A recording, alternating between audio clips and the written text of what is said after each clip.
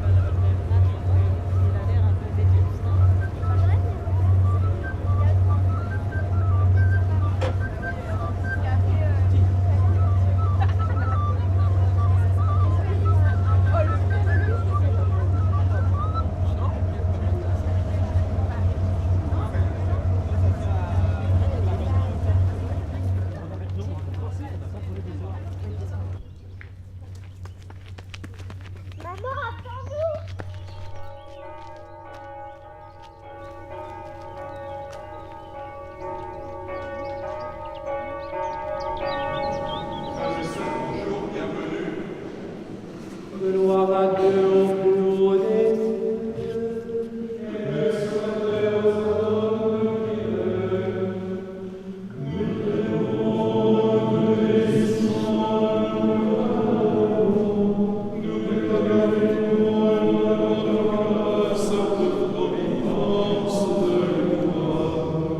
Seigneur Dieu, roi du ciel, Dieu Père tout-puissant, Seigneur, Fils unique Jésus-Christ, Seigneur Dieu, agneau de Dieu, le Fils du Père, Le ressuscité, celui qui est à la droite du Père, par l'Esprit Saint, se fait proche des hommes. C'est le mystère de notre foi. C'est ce qui nous libère du risque de l'idolâtrie d'un Dieu unique et tout-puissant, dont nous prétendrions tout connaître, que nous pourrions manipuler à notre guise pour n'engendrer que violence.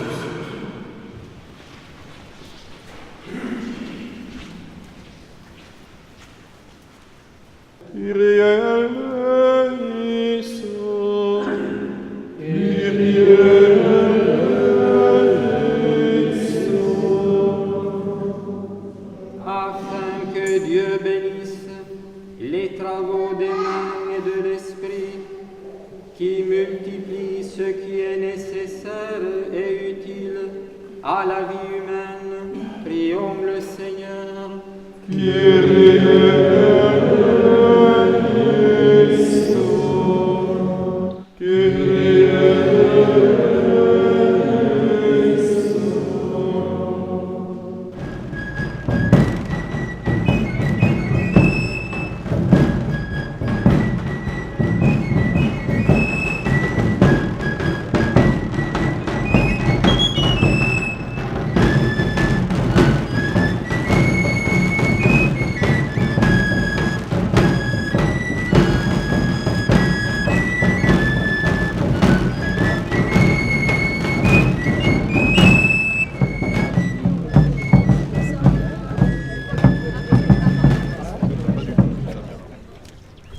Après l'expulsion des Sarrasins en l'an 1000, suite à des donations, un territoire appelé Port de Cannes devient possession de l'abbaye de Lérins.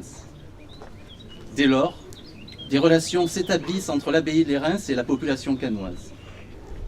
Au cours des siècles, elles connaissent des phases conflictuelles ou amicales. Au XVe siècle, suite à un mouvement d'émancipation des communautés urbaines, il faut redéfinir les relations entre l'abbaye et les Cannois, ce qui est fait le 20 février 1448. Ce jour-là, après la messe, des consuls suivis des Cannois se rendent au château de Cannes, l'actuel musée de la Castre, au Suquet. À genoux, une main sur l'évangile, l'autre levée, les consuls font serment de fidélité à leur suzerain, en leur nom et au nom du village de Cannes. Ils jurent de lui obéir, de défendre leur foi et le monastère en cas de besoin, et de payer la dîme. L'abbé accorde des garanties judiciaires et des privilèges économiques aux Cannois, à la condition que ceux-ci aillent chaque année, le jeudi de l'Ascension, à l'abbaye de Reims, renouveler leur allégeance au monastère. Chaque jeudi de l'Ascension, ainsi, et pour longtemps encore, grâce notamment aux vieilles familles cannoises, en harmonie avec les moines de la communauté de Lérins et la ville de Cannes, les paroles prononcées dès le départ sont renouvelées, accompagnées des mêmes gestes.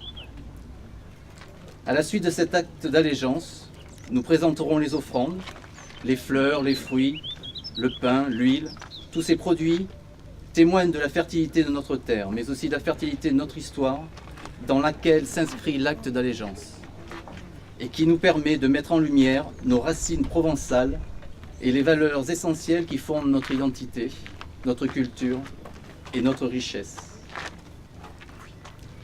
Nous allons maintenant prononcer ce serment d'allégeance en mettant genoux à terre. Monseigneur, c'est avec un profond respect et une grande émotion. Bravi gente, genouilles en terre. Monseigneur, nous, habitants de ce pays, Monseigneur, nous autres, habitants d'aquel pays, nous venons vous reconnaître comme prince du sépulcre et seigneur de notre cité. venons vous reconnaître comme prince du sépulcre et seigneur de notre société. Humblement prosternés devant vous, nous vous prions de nous bénir, ainsi que nos familles et nos terres. Humblement prosterné devant vous, vous prions de vous nous bénir, ainsi que notre famille et notre terre. Au nom du Père, du Fils et du Saint-Esprit. Amen. Monseigneur, mes chers amis,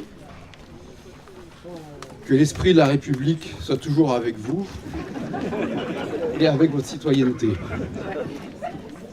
Chaque année, nous souhaitons et nous tenons à être présents parmi vous, parmi nous, j'ai envie de dire, pour ce serment d'allégeance.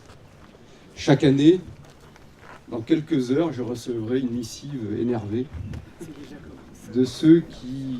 oui, j'ai déjà anticipé, de ceux qui voient dans cet acte une atteinte portée à la laïcité.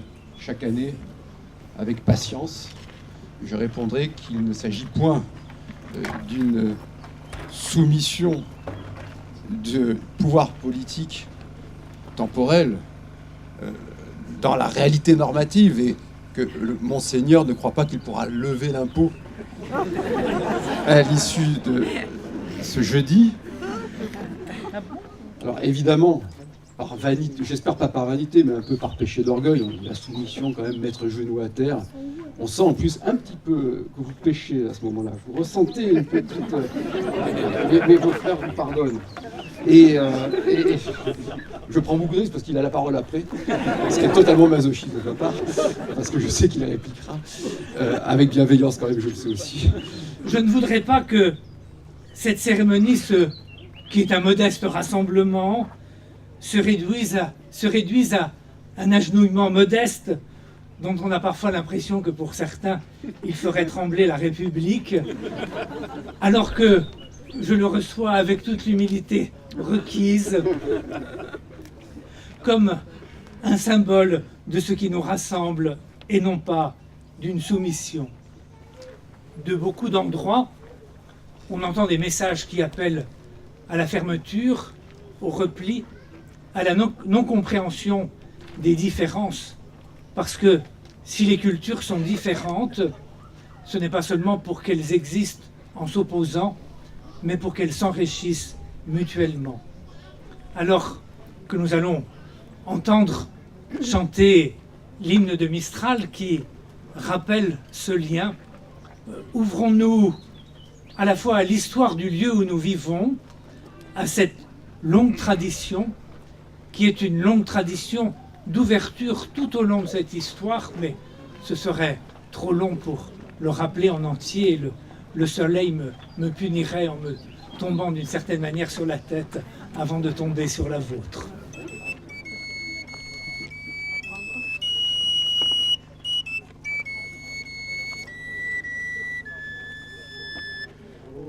Salvesi la cubro che nu vendicat allam, adere mege trupo, l'ubi pur de nostre plan.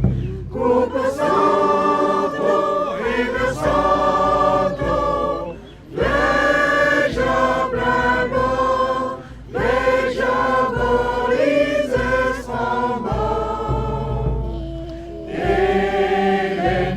di fort.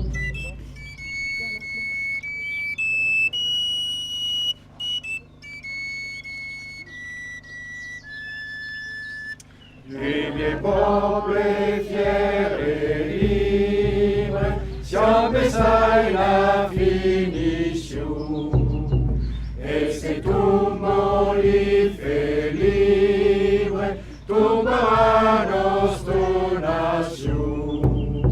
Cupo santo, Eve santo, legia pleno, legia volises amor, Elena di fort.